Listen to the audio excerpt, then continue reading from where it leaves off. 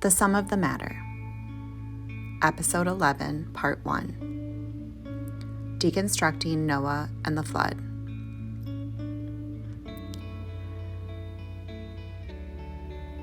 The anticipation of deconstructing this next story has been building for quite some time, but now that I find myself here, I can definitely feel the pressure mounting.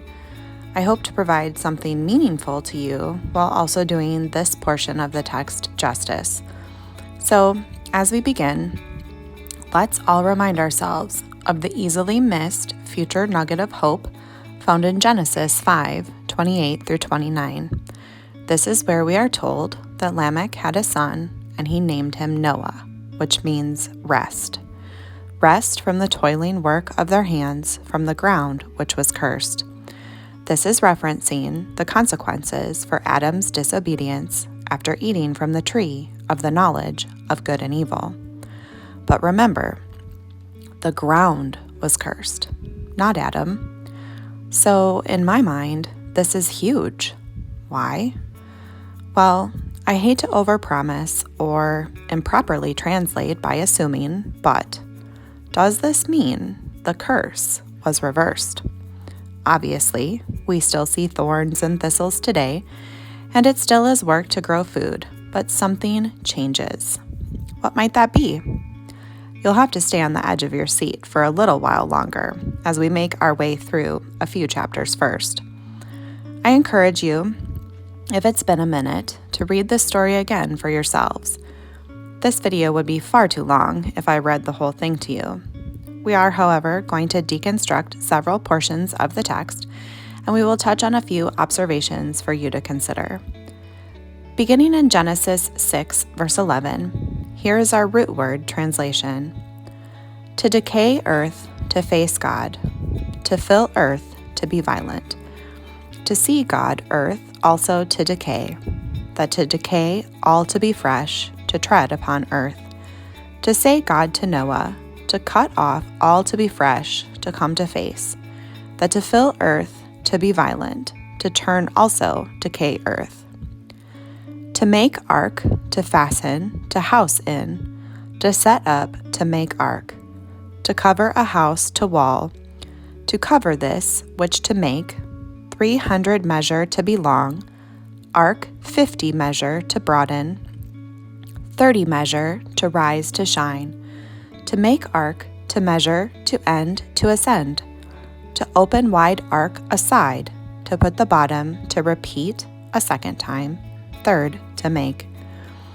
I also to come, to flow water upon earth, to decay all to be fresh, which breathe to live below the sky, all which earth to breathe out or die. To arise to select, to come to ark, you, sons, woman, sons, all to live, all to be fresh. Two, all to come to ark to live, to remember, to designate, to exist. Fowls to portion out apart, beasts apart, of all to creep of the ground apart, of two, all to come to live. You take all to eat, which to eat, to gather to exist, to eat. To do Noah, all which to constitute God, to exist, to set up, to do. All right, not too bad. I think the flow of this text has been easier than other sections to read and to understand. Let's consider for a moment the two bookends, if you will, of this section before we dive in deeper. The first being that we are told that the earth was in a state of decay and filled with violence. The root word used there for violence is Hamas. Things were not good. And secondly, we see that Noah continues to be a man that is right. He did everything that God told him to do. Next, I don't want to skip over the size of the ark, but it also is not my focus. Whether or not cubits is the correct measurement, I don't know. But there was great care in explaining the construction, so there must be some importance there. I know many argue about the size and the improbability, but all I'm going to say is, hello, the pyramids. Obviously, people from antiquity were capable of far more than we give them credit for. The text then tells us about the animals, and I want to point out that when they came to Noah, we see the different terms used again of Zakar and Nachab first, then Ish and Isa later. Why? Why use different terms for male and female?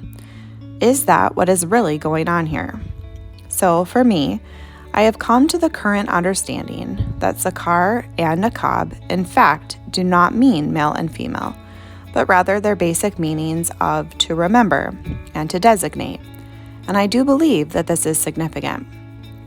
I have plans to do a recap video of everything we have deconstructed thus far, because I have made some different observations since. At first, I was only deconstructing the modern translation, but now I am in the process of stripping everything down to the roots. So if that interests you, please watch for that video coming soon.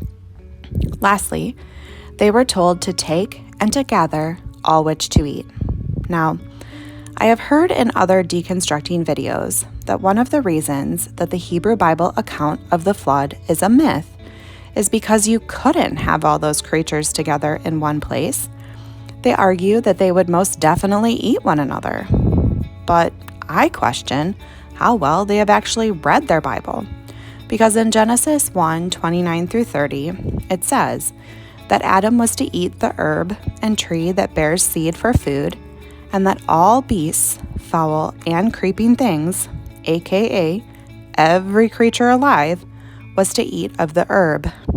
Everything alive was an herbivore. Therefore, there would be no problem when it comes to sustenance in the ark. Having all those creatures together, according to this account, they did not and would not eat one another. And guys, this is such a big pet peeve of mine when I listen to other videos that I am going to say it again. The original design that was considered functional, according to the Hebrew Bible, was that everything was an herbivore at the beginning and on the ark.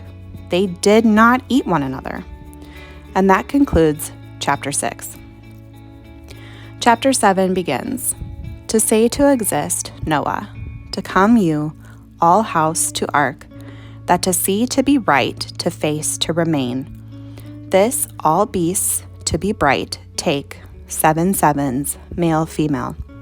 To apportion beasts which not bright, it too, male, female. To gather birds sky, 7 sevens.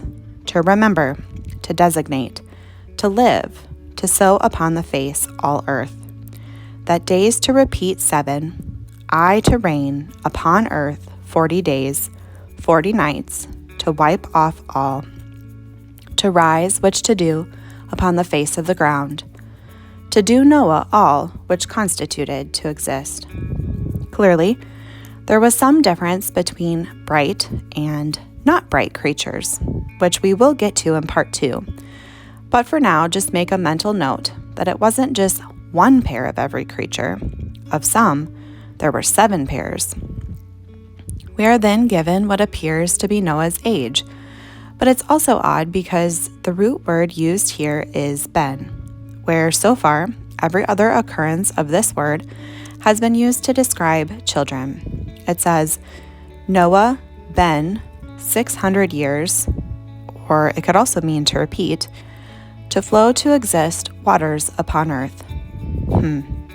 I don't know, but again, I just find it fascinating, so I point it out.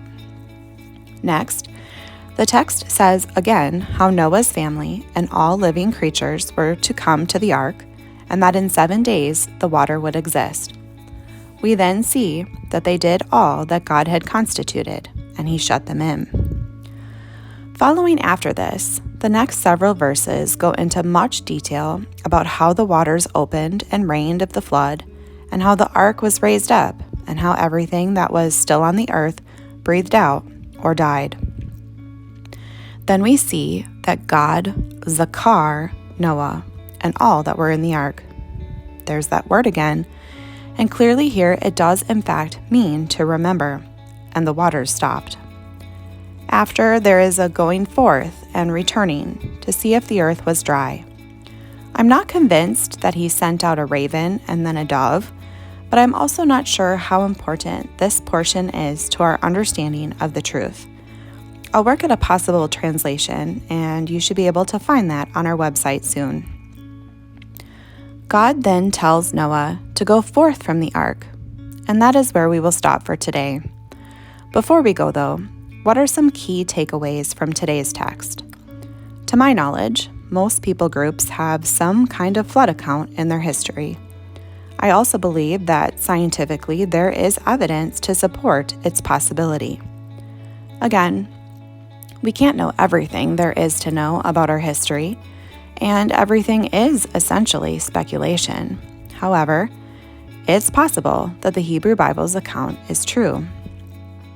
I remember a few years back, my father-in-law was hunting in the mountains of Colorado and found a seashell amongst the rocks. One of these things is not like the other. One of these things just doesn't belong. So how do we explain it? It's possible that it fell out of someone's belongings while traversing the mountains. However, it is also possible that some kind of water event put it there. Interesting. Next, we have shown how it was possible for all those creatures to have existed together, closed up in the ark, and that they did not eat one another because they were all herbivores. This debunks one of the main arguments of others who claim that the Hebrew Bible account is mythological. Now, it doesn't answer where all the excrement went, but I digress. If in fact water did cover the face of the entire earth, it most definitely would have killed everything that has the breath of life, or land creatures. But it is possible that all who were in the ark were preserved. And lastly, I know we haven't explained yet the rest that was to come, but join us next time for part 2, where we will explore what changed after the flood.